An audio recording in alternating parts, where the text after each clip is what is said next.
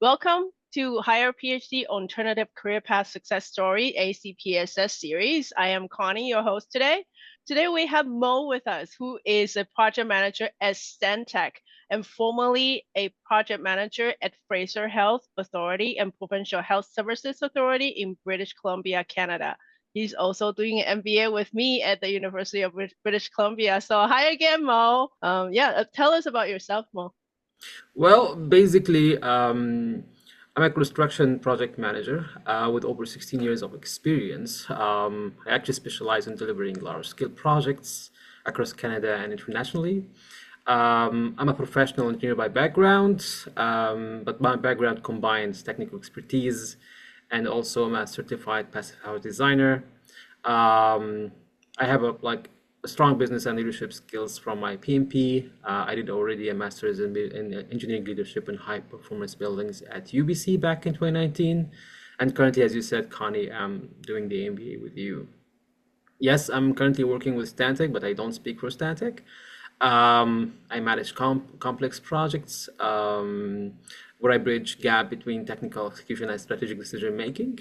I'm passionate about what I do in shaping projects and budget and schedules for sure. But outside of work, I'm always very interested in building my skills in finance, business strategy, and preparing my next steps actually into my next move in terms of professional development and networking excellence. So what do you mean by almost strategic decision making? Like, how is your job day to day like? Oh, that's really interesting. So actually, as you know, I cannot really release any information, but I would say that my job between the technical teams and the client make me like a pivotal person that translate the jargons and what is need to be done from the client perspective to technical perspective to delivery perspective. Also, we deal with a lot of stakeholders. We deal with how we can communicate all the, I would say, the intent and the goals from all the interested parties that they need to achieve, and we make that happen.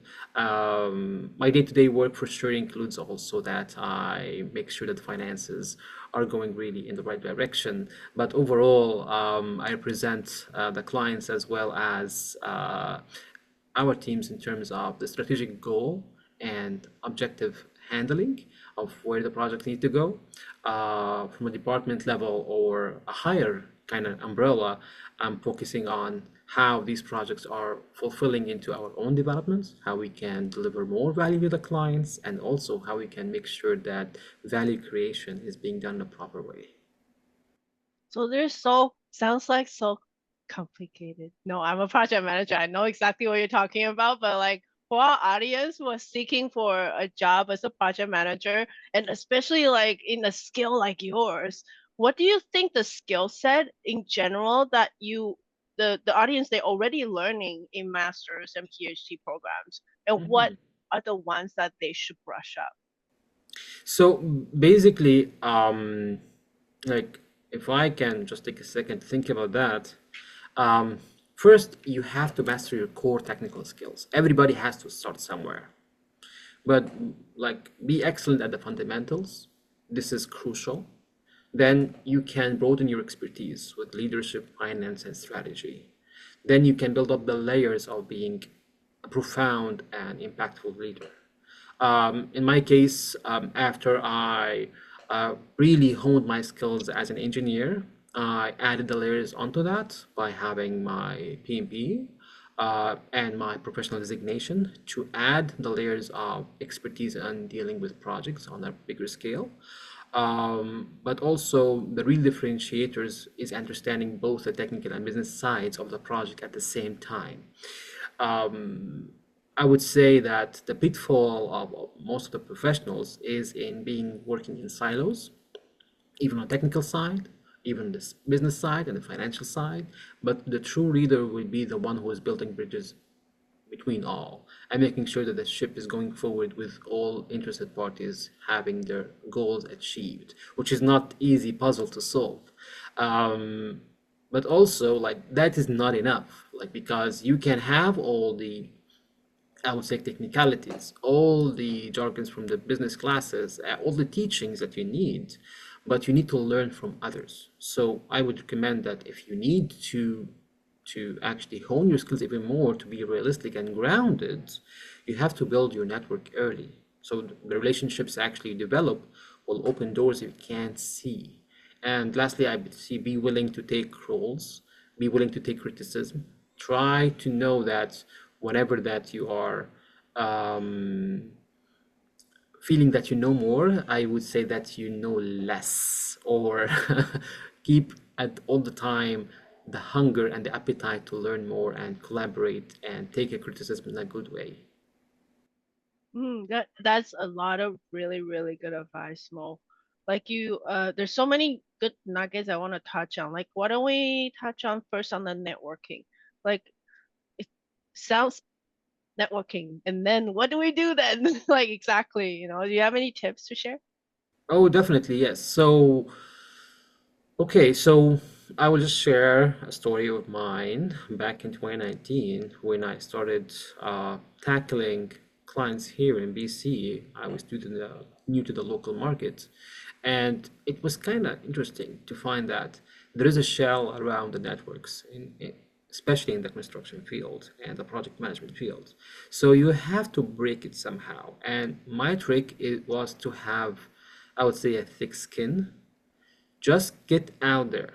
Don't be only in the classroom. Don't wait for, I would say, if you are studying at a school, then don't wait for the school to get you the connection, the celebrate. Go out there, feel uncomfortable, feel that you are vulnerable in front of people you haven't spoke to before. The senior they are, the better. Make sure that you deliver what you need in terms of networking in a very accurate and a very efficient way so they will listen to you. You will learn a lot. I failed a lot. It will take time, but you will be amazed on how many interesting doors that will open. Like I would say, there was a project I was working on back when I was doing my master's degree in high performance buildings, and I I believe that one of the assignments is to create a data analysis case for an engineering firm from the information that's available online. Actually, I took the data and my team, and we went to collaborate with the city of Surrey to do something as pro bono. Uh, the experience was really fulfilling. They were so helpful. These guys over there are great. And we've learned a lot. We've learned how we can deal with actual clients. Even we're not getting paid. We're just students trying to learn how to do a data analysis case. And we've learned more than that. We've learned how to interact with real people, how to sit in a meeting room and talking about like with real managers, what they feel, what they're paying, how we can get from the data what they need to see. And it was very interesting to see that unfolds. At the end of the experience, actually, we learn more than what we have hoped for, and we've created, I would say, relationship that lasts for long. So yeah, that's my recommendation. Go out there, feel uncomfortable, get shut down a lot of time. I got shut down many times. Some people are telling me, "Who the heck are you?" I don't really. That's not a problem. You just have to try even more and more. And actually, my first job I got it was from that kind of interaction. I got to know like an engineer who like introduced me to another engineer, and then I found my fit. So that's my, I would say, biggest tip for students or people who actually want to go out there and find their call.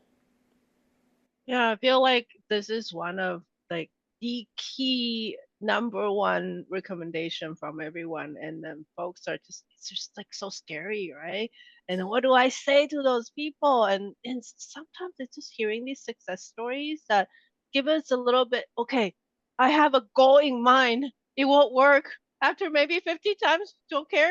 Keep going, right? Exactly, exactly. Yeah. And to be honest, there is a rule that I found online. It was very interesting, which is the 100-5-1 rule. I believe most of the people know it. Call 100 people, five will reply, and one will meet you. So if you're not doing these numbers, you should not get frustrated or saying, "Hey, I've tried." No, Just keep at it. Oh my God, I love it. I wrote it down and then I'm gonna maybe make it a slogan because I always tell the story. So how did I get in my first graduate degree? Finding supervisors, right? Mhm. The first step, I sent out 100 emails and 3 responded, 1 took me. Yep. It's right bang on. And then, I have to talk about that because like we also our organization also do resume review, also like job seeking consultations, and people like, oh, I'm so depressed, no response. I'm like, how many did you do? Hmm. 20. Yeah, keep going. Keep going. Right? Most say keep going. Okay. 105, 1, 2 Endorsed. rules. Yes. Yeah, thank you so much. So like you talk about like I know there's so many nuggets there. I'm trying to move to another one, which is the education part. Like that's a very commonly asked question. Is PMP needed for your job? And then also I'm gonna folding another one. Is MBA useful? Like the MBA we're taking right now. So over to you, Mo. This is really Mm, interesting question, and there is no definite right answer for this one. Uh, I would say that my biggest rule is anything helps and everything helps. The only thing that doesn't help is doing nothing. Okay, so some people tell me, hey, I should have done an engineering degree. Some say, no, I would need an MBA. I would say you would do whatever that you have access to right now. Don't wait for a couple of years to do something. If you have an access for an engineering degree, just do it. If you have an access to a master's degree, an MBA, do it because everything adds up. And the person you are before that learning experience is a totally different person after that experience. I was a different person before I did my master's engineering in high performance buildings. I'm a different person now midway in the MBA or closer to the finish line at the MBA. But everything adds to your personality, expertise, perspective, and the, the second rule I have is that don't learn for knowledge, learn to apply. mm, Because you can learn all day long and then you're gonna forget about it in a couple of years if you're not, because it's just tools. You have to practice these tools. If you took a marketing course, go out there, try to provide some services for marketing professionals, try to hone that skill. If you are doing some strategy analysis for a company and took a course about it, keep at it. Try to find the niche at your job to practice that tool so you'll be good at it and then it will be useful. So, yeah, that's what I have to say. Picking degree itself, picking the education, a course, a PMP, everything helps. But the wrong thing is not to pick anything or to I would say procrastinate on personal development, which actually will cost you more in the future. yeah. There's also another thing I also see a lot is people don't like I was like that. Like I don't want to get out of school because I don't know what I should do, Yeah, you know? and I'll tell you Yeah, like something. yeah. Like talent goes to a certain extent. Hard Mm, work beats it every single time. And I found some project managers that they don't have a PMP, that they are talented, but with the talent, they are practicing the methodologies 100% all the time. And they are really good. And some people, they took the PMP and actually they are not practicing it. Yes, they are project managers, but they are not applying any of it, which at the end of the day does not really add anything to their expertise or delivery or creating value for clients. So that's the thing. Take the certificate, take the course, take the degree that you need, that you feel that is important to you and your career, but take that knowledge to apply it and create value with it. that's very good advice. Yeah, it's a do you need it? It's up to you. Don't do it just for the sake of doing it because that does you no good, Exactly. right? Yeah. And another thing is like I've always been really fascinated about your career. Like, oh my God, I handle tech and and we don't have things that will kill people or like so much money involved and physical object that's involved. That's like, oh my God, so overwhelming. So can you tell me more about your degree particular, your career path could have been like you could be a project manager, you could be something else, I don't know. Why you choose this one? Pros and cons. Oh, that's a good question. So basically, I started as a designer, as a Hmm. mechanical designer, in fact. I've been like that for numerous years. I've worked in international capacity in multiple countries. But then I thought about the gap between the, uh, I would say, the technical teams and the non-technical teams, and it has been frustrating for me all the time. I find that um, I would say like technical professionals sometimes they, as I said, they work in silos and they don't really communicate well. Um, and the project managers that they deal with, sometimes they are just focusing on charts, schedules, finances, deliverables, dates, deadlines, and so on, which I felt that, hey, I can add more layer to that. I would like to be in the driver's seat, having that technical jargon in my mind and translating all of that technical heaviness to a client level so we can do something better for the project. And to be honest, I found a lot of investments going to wither and going sideways because that communication is not being done well. So that's why I was interested in shifting to to project management, and I did that in the private sector and public sector capacities, with different project scales from minute, small renos all the way to huge multi-billion-dollar projects. And to be honest, uh, it has been really interesting to see that career falls. But I would like to say that it's not just me. I'm just like, I would say, a person in a village. It takes a whole team, a very coherent team, to deliver value to clients. And it's very important to know that you are not correct. You're just less wrong, which is very powerful thing to to get that to your head. Mm-hmm. Because if you say that, hey, I'm right all the time, guess what? That's not the case in the real world.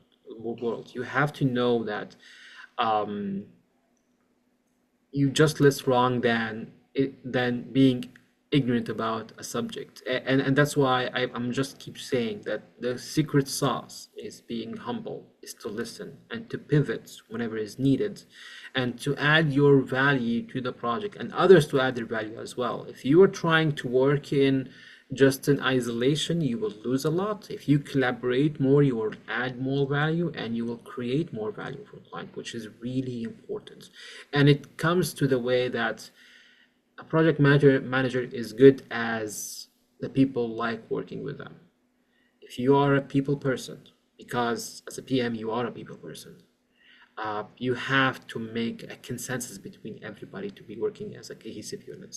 Yes, it doesn't go flowers and daisies all the time. Yes, there are turbulent times in many projects that I faced in my life, but the goal is the same, and everybody understand that because everybody is the same ship. So you just have to make sure that everybody is on the same line of understanding that we want to do something better for the clients, and that's Mm. actually what delivers a project home. Hmm. You talk about the challenges, like I can feel it, right? Because we're in the same kind of job path. Like, what can you share with the audience? Like, don't like take out the glamour of project managers.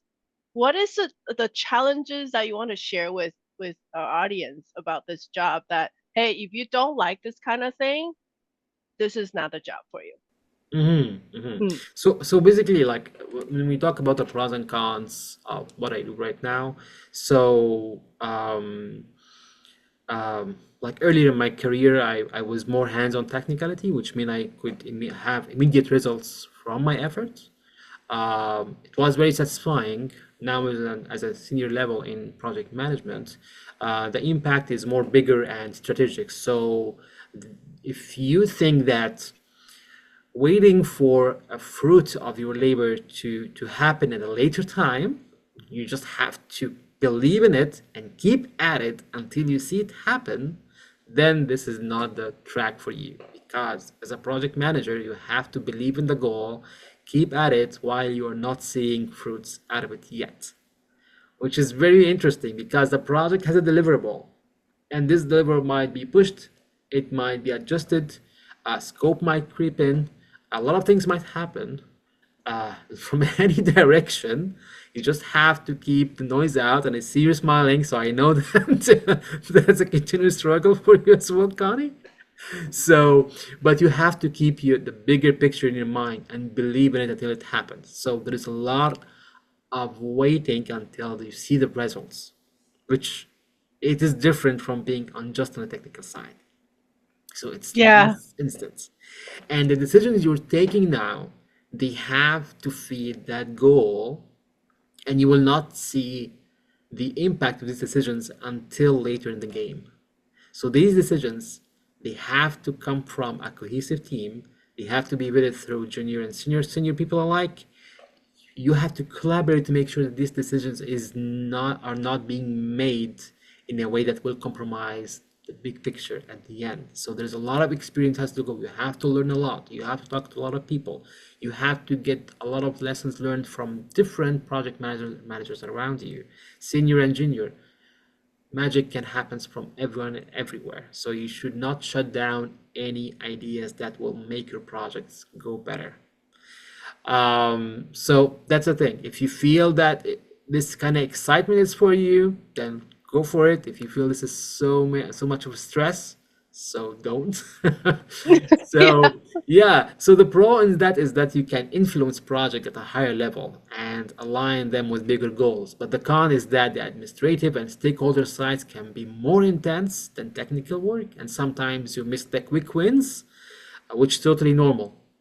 And that's the beauty about the project management field, that you have to be resilient. If you lose some, you have to dust yourself off, get back on your feet, and continue fighting for the project, continue fighting for just the betterment of the project and for the team, because at the end of the day the project is going to be done, everybody's going to go home, there's a new project going to come along, and you have to make sure that not just the project has been delivered, but the relationship are actually, I would say, more developed in the right direction. I've seen a lot of projects throughout my life that the project is being done and people will hate to work with each other again. And I don't call that a successful one. A successful project that you just deliver the project and make sure that all people like to work with each other again and just build on that kind of legacy moving forward. Oh, that is beautiful. That's exactly like, it's so important. Audience, please take this into account. That I agree this 100%, and this is so important. You do this project, you are also investing on the future relationship. You're not here to break the way you do the project. If you break the future relationship, it's something you did wrong.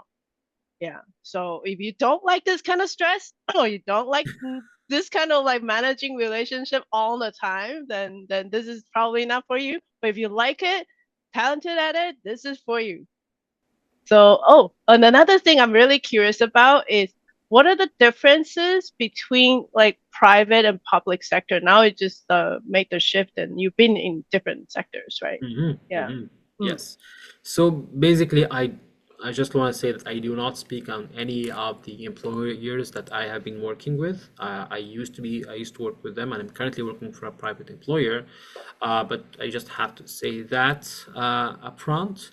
But working for the public sector, it is, I would say, both of them are intense fields, like because project like based careers are the same on both fronts. They are time bound, they are not recurring, and they usually amass a lot of investments, either from public front or a private front.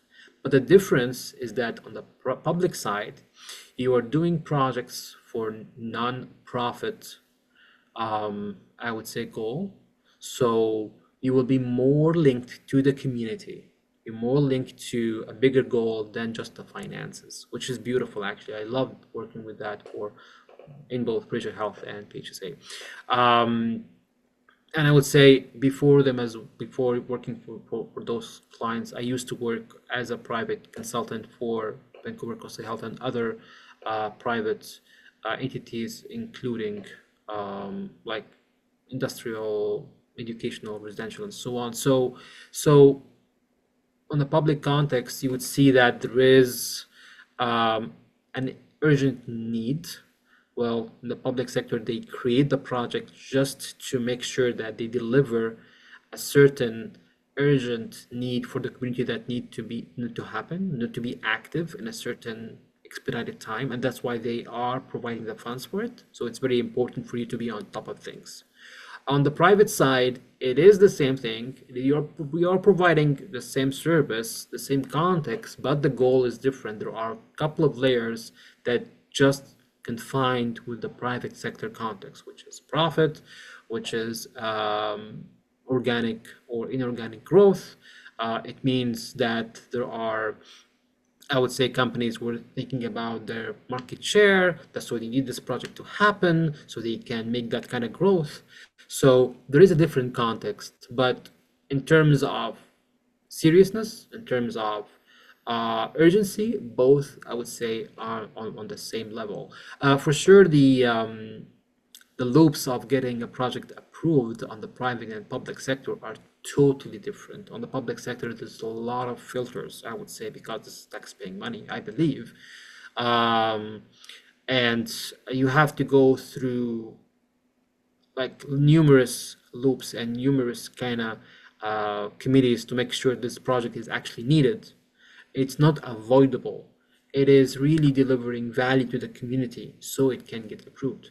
Other than that, we don't go for it usually. And I totally backing this kind of support because it makes sure that actually as Canadians that we pay, I would say, in something that worth investing in. Private sector is kind of different in that context. So there are not that kind of a lot of loops. It will go yes to the strategic level, but just to the private sector kind of umbrella. It's actually I'm smiling because like it's really good to hear how careful government is spending our money in terms of this kind of big capital projects. Yeah, believe me, I would say the like it's just not a secret. Everybody knows in the private sector everything is quicker. Everything is it's more kind of fluid. On the public sector, I would say they are so careful about what they do, how they do it. Not that the private sector is not careful; they are careful, but in the public sector, it's I would say Take a more lot risk of on the eyes. finances side, right? Exactly, like Yeah. everything has to be it out to the T. I really respect and admire the process that it's in the public sector because it's second to none. I would say that. And Mm. whenever a project is being done, I would say I know by heart through going through the numerous rounds of vetting it through the proper channel that it is actually needed and actually it's worth the bucks. Oh, that's very nice to hear.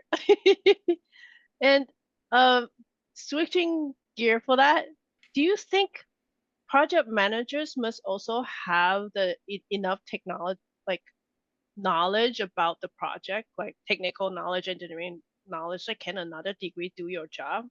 If so, how? Okay, so I would say if a short answer is required, I would say yes, it helps. Work in a project that you have a technical expertise in will make you, I would say, more profound on your decisions because you know the ins and outs of the project. So it's gonna be really seamless for you to understand why this is happening and why this is not happening. And if the technical team is telling you something, you will be all knowing about the details of what they are trying to do. So yes, but that's not all. If you are, as a project manager, if you are missing the technical jargon to actually be an expert in it, you don't need to. You just have to learn. Just have, as one of my clients used to tell me, It's a full immersion experience. You have to immerse yourself into the project and its details, learn from it. Make sure that you turn page every single paper if you want to get really an expert in it. And it will not take a lot of time. The more effort you put in to understand everything about the project, it will make you as a good of a project manager as somebody that has been working on it as a technical piece for a long time. The reason is that as a project manager, you don't need to deliver technical deliveries, but you need to understand what are these technical deliveries, what they intend to do, what is the quality of them, how they gonna be delivered, and what is the value that they are delivering to the client, and actually translate that to what the clients need to be a successful project manager. And that's why I've seen that from different sides. So I've met project managers that they used to be, I would say, architects, but they are working on the industrial project that is mostly mechanical and electrical, but they immerse themselves into the expertise and they ask a lot of questions. And that's the thing. Don't be, I would say, shy to ask as many questions as you need. There is nothing called a dumb question. You have to ask, make some mistakes, make a lot of mistakes, to be honest, at early on, learn a lot, fail a lot, but at the end of the day, you will get the hang of the project and what needs to be done. And the rest is just I would say, the usual project manager kind of strategies and processes that you have to follow. Yeah, that's very encouraging. That's why I'm smiling too, because in EA, it's most of the project manager are not programmers, and then we're like almost always trying to understand what they're saying, and it takes time and it will work. Like just like what Mo says, it eventually you'll get it. Just depending on how much time you put into it. Do you really listen to the engineer? Do you go to them and then clarify with questions? Yeah, yeah. So it's very good, very encouraging, Mo. So now, is there any final advice you want to share with the audience or anything else you want to share, but I didn't ask? Oh, well, I would say final words. I like to be kind of efficient in that. So, first of all, be humble. The more you know, the less you know. Um, Make sure that you are uncomfortable. When you feel that you know much and you are comfortable what you do, that's not a place that you want to be. Push yourself to something new. Push yourself to a new knowledge, new skill, new tool. Try to make yourself uncomfortable most of the time, so you will push yourself even further. Now I see that a lot of tools out there are using AI helping project managers learn the vibe, get onto the wave because this wave is coming, and actually it's here already. So rather than trying to think that this is something that will push me back or will replace a project manager, try to think about how AI can help me be a better, more productive project manager. It doesn't mean that you can let AI do whatever, everything that project manager does. No, use that tool to leverage your skill, leverage your productivity to actually deliver more and better and be as a best project manager as you can be. That means that sometimes you will feel clueless, which is totally fine. And that's actually where you want to be sometimes clueless, to learn and to develop. Well, thank you. That was really great close, Mo. I'm so glad we have you today to talk about not just your really amazing career path and also the AI that's coming up. That is already here, right? So very encouraging. So thank you, Mo, for your story and your words of wisdom. If you like today's episode and want to hear more about career journeys, please click like and subscribe down below. We'll be back with more educational and informative videos to help you with your career transition.